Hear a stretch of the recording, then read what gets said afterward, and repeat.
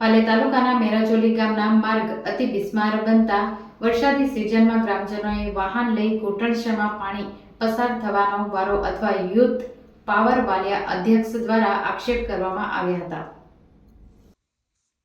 વિકાસની વાતો વચ્ચે આજે પણ કેટલાક ગામડાઓમાં પાયાના સુવિધાનો અભાવ જોવા મળી રહ્યો છે।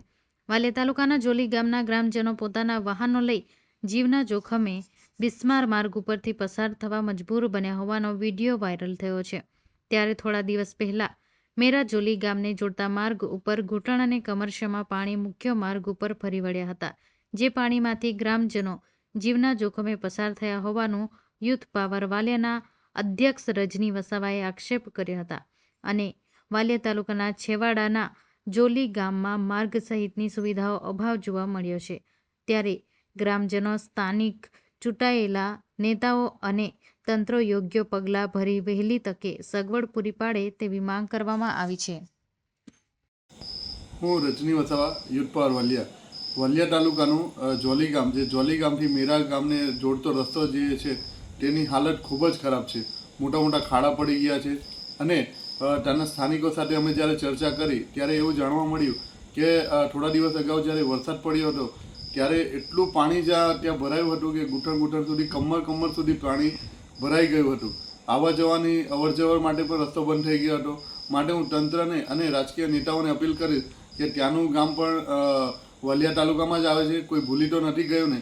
એનું ગામનો વિકાસ થવો જોઈએ, ત્યાંના લોકોને ન્યાય મળવો જોઈએ અને જે ખરાબ રસ્તાનો સામનો કરવો પડી રહ્યો છે એનું પણ સારવાર થવી જોઈએ, નવો રસ્તો બનવો જોઈએ। અને એ લોકો ત્યાંના લોકો પણ માણસ છે અને એ પણ વાલિયા તાલુકામાં જ આવે છે, એનો ભૂલવાની જરૂર નથી।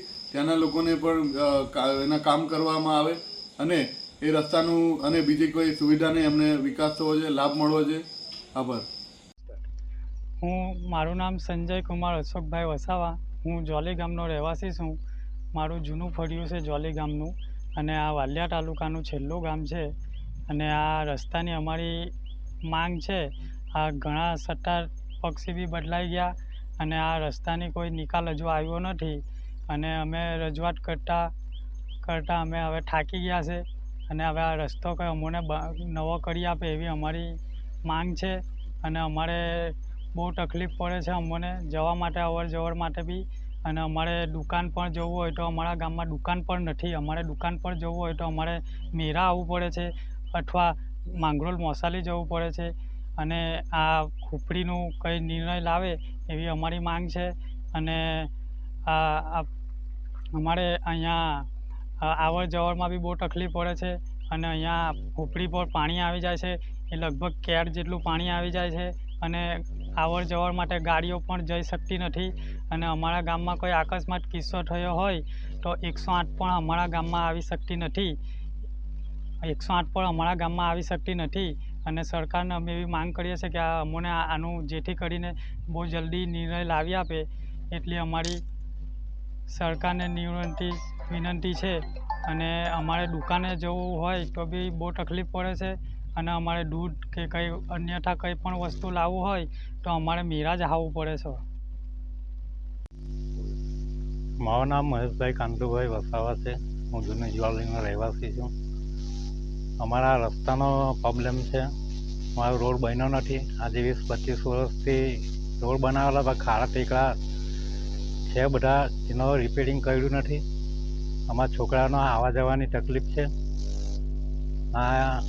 આ હુપડી જે આવેલી છે મેરા અને જોલીની વચમાં, એનું બાંધકામ કરવા માટે વિનંતી કરીએ છે।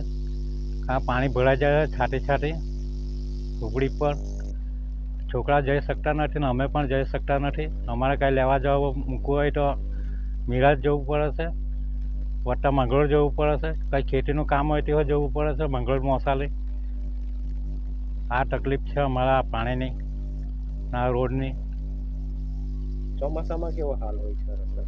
ચોમાસામાં બહુ ખરાબ હાલ હોય છે। છાંટી પાણી આવી જાય છે હુપડી ઉપર, એનું બાંધકામ કરી આપો તો સારું। સરકાર પાસે શું માંગ કરો? સરકાર પાસે આ રોડ રિપેરિંગ, આ હુપડી બનાવી આપો તો સારું એમ।